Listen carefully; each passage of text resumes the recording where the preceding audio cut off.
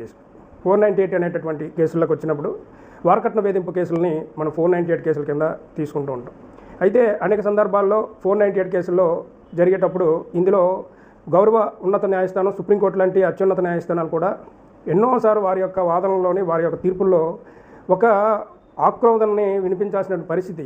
అదేంటి, దేశ సర్వోన్నత న్యాయస్థానం ఈ రకంగా ఆలోచించిందంటే ఖచ్చితంగా అవునని చెప్పాలి. కారణం, తెలుసో తెలియకో మ్యారేజ్ అంటే ఒక వివాహం చేసుకున్న పాపానికి ఈరోజు ఫ్యామిలీలన్నీ సఫర్ అవుతున్నటువంటి పరిస్థితి.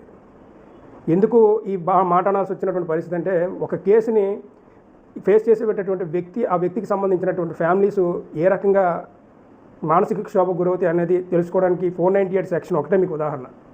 కారణం, మ్యారేజ్ అయినటువంటి భార్యాభర్తల్లో ఈ మధ్యకాలంలో అతి ఎక్కువగా నమోదవుతున్నటువంటి కేసుల్లో 498 కేసులు కనుక చూస్తే అన్నీ కూడా అంటే ఆల్మోస్ట్ ఆల్ 100% తీసుకుంటే అందులో 60 to 70% ఫేక్ కేసుల కింద నమోదవుతుంది.